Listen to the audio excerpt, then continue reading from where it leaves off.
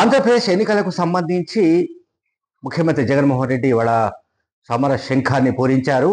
ఎన్నికల ప్రచారానికి ఆయన శ్రీకారం చుట్టినట్టుగా కనిపిస్తోంది. భీమిలి దగ్గర ఉన్న సింగి వలస ప్రాంతంలో జరిగిన సిద్ధం అనే ట్యాగ్ లైన్తో జరిగిన బహిరంగ సభ సూపర్ డూపర్ సక్సెస్ అయినట్టుగా వైసీపీ వర్గాల్లో ఆనందం వ్యక్తమవుతోంది. అలాగే ఈ సభలో ముఖ్యమంత్రి జగన్మోహన్ రెడ్డి కొన్ని విషయాలు అంటే మరి చాలా కాలంగా ఆయన ఈ ఎన్నికలు అంటే రాబోయే ఎన్నికలు 2024లో జరిగే అసెంబ్లీ ఎన్నికలు ఆ ఎన్నికలను కురుక్షేత్ర సంగ్రామంతో ఆయన పోల్చుతూనే వస్తున్నారు.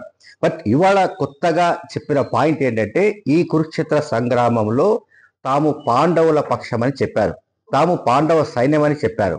అటువైపు అంటే తెలుగుదేశం, జనసేన, ఇతర జగన్ వ్యతిరేక శక్తులన్నిటినీ ఆయన కౌరవ సైన్యంగా అభివర్ణించారు.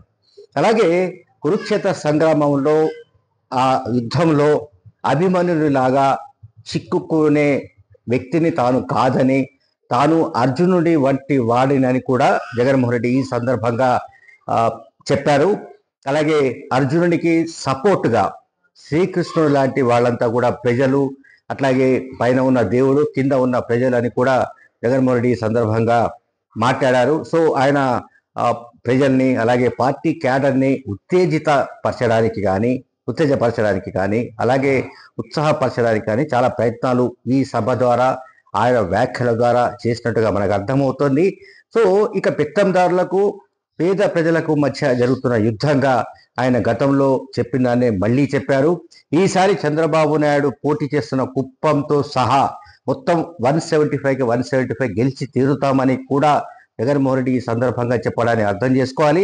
సో చంద్రబాబు నాయుడు ఓటమితో అంటే మొత్తంగా 175ని స్వీప్ చేసిన తర్వాత ఇక 25 ఏళ్ల వరకు ఆంధ్రప్రదేశ్లో తిరుగులేని ఒక వ్యవస్థను తాము సృష్టించదలుచుకున్నట్టుగా అంటే ఒక ప్రజారాజ్యాన్ని సృష్టించబోతున్నట్టుగా కూడా జగన్మోహన్ రెడ్డి ఈ సందర్భంగా చెప్పడాన్ని మనం ఇక్కడ మాట్లాడాలి.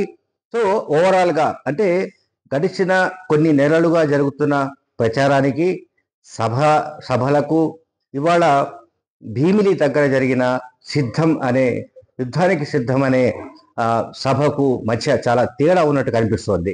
జగన్మోహన్ రెడ్డిలో ఒక ఆ రకమైన టెంపరేచర్ కానీ టెంపో, అలాగే అంటే ప్రతిపక్షాలను ఏ రకంగా ఉతికి ఆరేయాలి, ప్రతిపక్షాల పైన ఎట్లా విరుచుకుపడాలి, ఎట్లా సింహగర్జన చేయాలి అన్నది జగన్మోహన్ రెడ్డి ఇవాళ మాటలో మనకు కనిపించింది. సో క్లాస్ వార్ అనే మాటను ఆయన చాలా కాలంగా వాడుతున్న విషయం మనకు తెలుసు. సో క్లాస్ వార్ అంటే మామూలుగా అది కమ్యూనిస్టు వాడే మాటగా మనకు అందరికీ తెలుసు. సో క్లాస్ వార్ అంటే ఏమిటంటే వర్గ శత్రువుల కింద అంటే వర్గాల మధ్య జరుగుతున్న పోరాటంగా చెబుతూ వస్తున్న మాట నిజం. సో అదే పద్ధతిలో అంటే ఎస్టీ, ఎస్సీ, బీసీ మైనారిటీలంతా కూడా తన వైపు ఉన్నారని చెప్పడానికి జగన్మోహన్ రెడ్డి గారు ప్రయత్నించారు. మొత్తంగా గడిచిన 56 నెలలుగా ఆంధ్రప్రదేశ్లో జరుగుతున్న మొత్తం అభివృద్ధి సంక్షేమ కార్యక్రమాల కోసం ఎంత ఖర్చు పెట్టారు, ఏ రకంగా ఖర్చు పెట్టింది వైసీపీ ప్రభుత్వం, అలాగే ప్రజల పక్షాన ఎట్లా పనిచేస్తోంది, ఈ విషయాలను కూడా ఆయన బలంగా వివరించినట్టుగా మనకు కనిపిస్తోంది. సో ఇక్కడి నుంచి అంటే ఈ భీమిలి సభ నుంచి ఇక వైసీపీ ఎన్నికల వ్యవహారంలో మొత్తంగా ప్రచార యుద్ధానికి సంబంధించి ఒక టేక్ ఆఫ్ తీసుకున్నట్టుగా మనకు కనబడుతోంది. సో నిజానికి అంటే అక్కడ వచ్చిన జనం సంఖ్య చూస్తే అంటే ఒకవైపు అక్కడ భీమిలి దగ్గర ఉన్న ఈ సింగివలస ప్రాంతంలో ఒకవైపేమో మామూలుగా సముద్రం ఉంటుంది, ఇంకొక వైపు జన సముద్రం కనిపిస్తోంది. అంటే రెండు సముద్రాల మధ్య జగన్ ఒక భీకర గర్జన చేసినట్టుగా కూడా మనకు కనిపించింది. సో దాదాపు లక్షలాది మంది హాజరైన ఈ సభలో జగన్ చేసిన ప్రసంగం పట్ల వైసీపీ వర్గాల్లో కూడా హర్షం వ్యక్తమవుతోంది.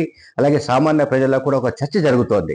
సో నిజంగానే పెత్తందారులకు పేద ప్రజలకు మధ్య జరుగుతున్న యుద్ధంగా ఆయన ఏ విధంగా నేరేషన్ చేశారనే దానిపైన కూడా చర్చ జరుగుతోంది.